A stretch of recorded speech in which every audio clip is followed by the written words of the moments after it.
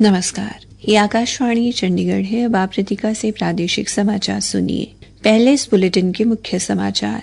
केंद्र सरकार ने कल शुरू होने वाले संसद के मानसून सत्र के सुचारू संचालन के लिए नई दिल्ली में सर्वदलीय बैठक की। संसदीय कार्य मंत्री किरेन रिजिजू ने कहा कि सरकार हर मुद्दे पर चर्चा के लिए तैयार है। हरियाणा के मुख्यमंत्री नायब सिंह ने कहा कि कांवड़ यात्रा में उपद्रव करने वालों के खिलाफ सख्त कार्रवाई की जाएगी। केंद्रीय सहकारिता राज्य मंत्री कृष्णपाल गुर्जर ने फरीदाबाद में लगभग 2 करोड़ रुपए की लागत से 10 पार्कों के सौंदर्यीकरण का शुभारंभ किया।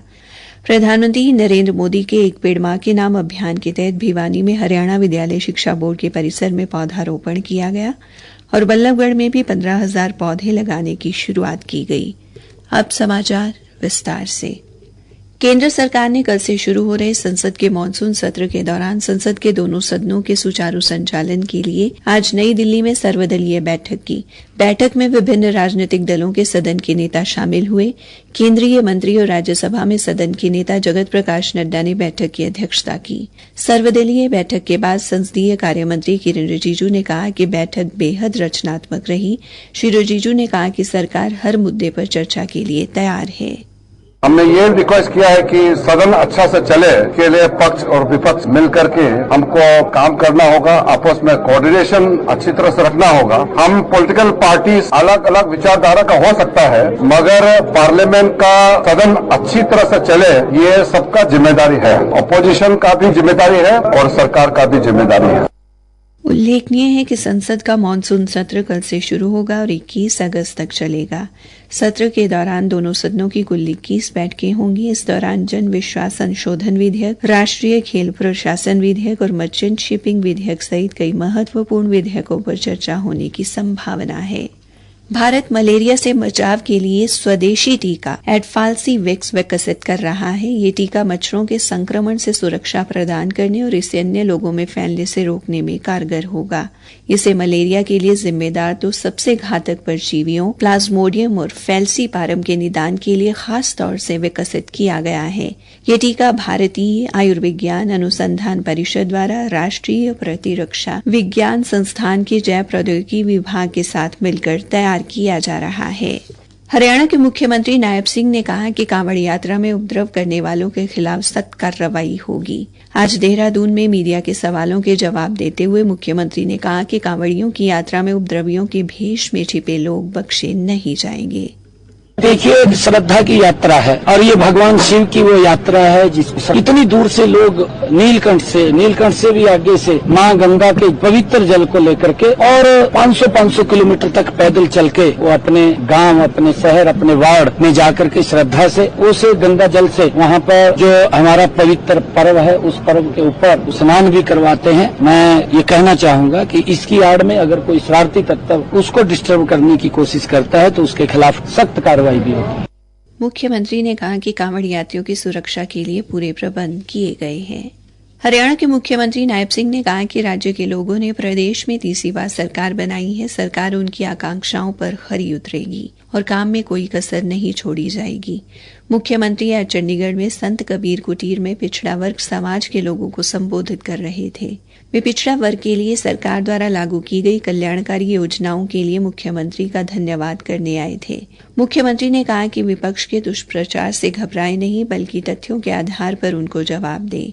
श्री नायब सिंह ने कहा कि पूर्व की सरकारों में पिछड़ा वर्ग के बैकलॉग को योग्य उम्मीदवार नहीं मिलने का बहाना बनाकर खाली छोड़ दिया जाता था, जबकि वर्तमान सरकार ने पिछड़ा वर्ग से प्रोफेसर, डॉक्टर, इंजीनियर तक भर्ती किए हैं।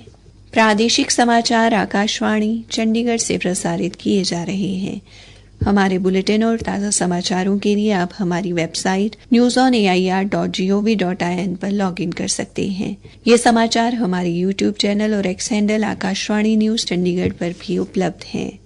केंद्रीय सहकारिता राज्य मंत्री कृष्णपाल गुर्जर ने आज नगर निगम फरीदाबाद के सेक्टर 45 और 46 में लगभग 2 करोड़ रुपए की लागत से 10 पार्कों के सौंदर्यीकरण एवं नवीनीकरण कार्य का शुभारंभ किया। इन कार्यों में पार्कों में इंटरलॉकिंग टाइलें लगाना, सफाई करवाना, हरियाली बढ़ाना और अन्य नागरिक सुविधाओं को बेहतर बनाना शामिल है। केंद्रीय राज्य मंत्री ने कहा कि ये काम केंद्र और राज्य सरकार की जनसुविधा आधारित विकास नीति का हिस्सा है। उन्होंने बताया कि शहर की बिजली व्यवस्था को भूमिगत करने हेतु 2800 करोड़ रुपए की योजना मंजूर की गई है, जिसके टेंडर जल्द खुलेंगे। इससे शहर की सुंदरता बढ़ेगी और सड़कों को चौड़ा करना भी संभव होगा।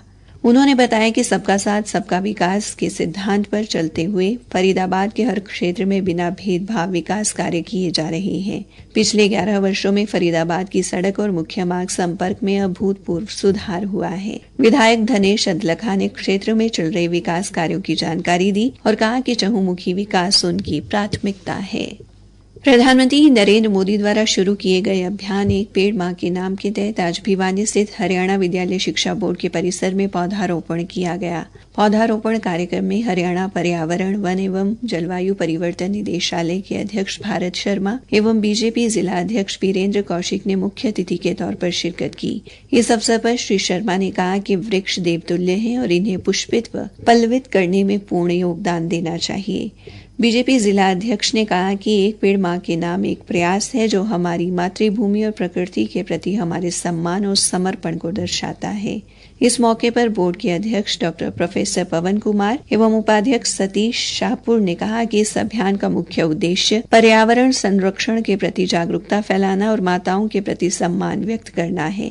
उन्होंने बताया कि इस अभियान के तहत आज 51 फलदार व औषधीय पौधे लगाए गए हैं तथा आगे 500 और पौधे लगाए जाने का लक्ष्य है। हरियाणा शहरी विकास प्राधिकरण द्वारा आज बल्लभगढ़ में सेक्टर 2 स्थित चंद्रशेखर पार्क से पौधारोपण अभियान की शुरुआत की गई। बल्लभगढ़ के विधायक एवं पूर्व कैबिनेट मंत्री मूलचंद शर्मा ने स्वयं पौधारोपण कर अभियान का शुभारंभ किया। श्री शर्मा ने बताया कि इस अभियान के तहत बल्लभगढ़ के विभिन्न सेक्टरों में कुल 15,000 पौधे लगाए जाएंगे। आज 7,000 पौधे लगाए जा रहे हैं। विधायक ने सभी नागरिकों से अपील की कि वे एक पेड़ मां के नाम मुहिम से जुड़े और पौधारोपण अभियान को सफल बनाने में सहयोग करें।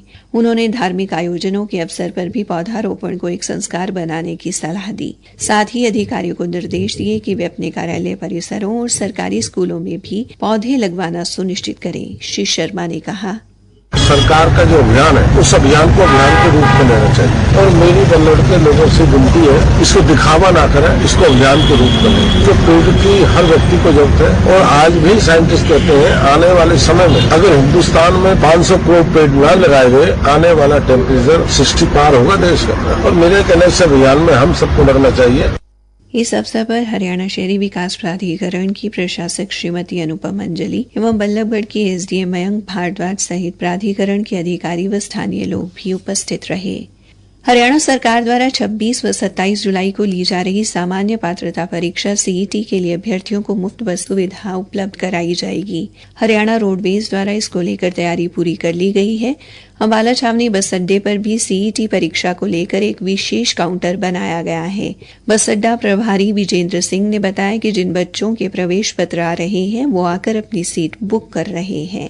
पूरी सुविधा दी जाएगी रोडवेज की तरफ से, कोई दिक्कत नहीं आने देंगे। बच्चे ऐसा है कि आ रहे हैं और ऑनलाइन भी कर रहे हैं। बच्चे अपने मोबाइल में हमने वेबसाइट दे रखी है, वेबसाइट यहाँ लगा रखी है, बात उसको देख के और पेपर में भी दे दी है वेबसाइट, उसको देख के ना बच्चे अपने आप ही बुक करा रहे हैं। जो यहाँ आते हैं तो हम उनको यहाँ उनकी गाड़ी बुक कर दी जाती है। उसका अलग से काउंटर बनाया गया है, पेपर होगा उनको सीट दिलाकर परीक्षा केंद्र पर भेजा जाएगा। बसें लगा रखी है, बसें वापसी भी इनको है ना लेके आएंगी, आने जाने का इनका बंदोबस्त कर रखे। उन्होंने कहा कि उनके पास बसों की पूरी व्यवस्था है और परीक्षार्थियों को कोई परेशानी नहीं होगी। अंत में मुख्य समाचार एक बार फिर। केंद्र सरकार ने कल शुरू हो रहे संसद के मानसून सत्र के सुचारू संचालन के लिए नई दिल्ली में सर्वदलीय बैठक की। संसदीय कार्य मंत्री किरेन रिजिजू ने कहा कि सरकार हर मुद्दे पर चर्चा के लिए तैयार है। हरियाणा के मुख्यमंत्री नायब सिंह ने कहा कि कांवड़ यात्रा में उपद्रव करने वालों के खिलाफ सख्त कार्रवाई की जाएगी। केंद्रीय सहकारिता राज्य मंत्री कृष्णपाल गुर्जर ने फरीदाबाद में लगभग 2 करोड़ रुपए की लागत से 10 पार्कों के सौंदर्यीकरण का शुभारंभ किया। प्रधानमंत्री नरेंद्र मोदी के एक पेड़ मां के नाम अभियान के तहत भिवानी में हरियाणा विद्यालय शिक्षा बोर्ड के परिसर में पौधारोपण किया गया और बल्लभगढ़ में भी 15,000 पौधे लगाने की शुरुआत की गई। इसी के साथ ये समाचार बुलेटिन समाप्त हुआ।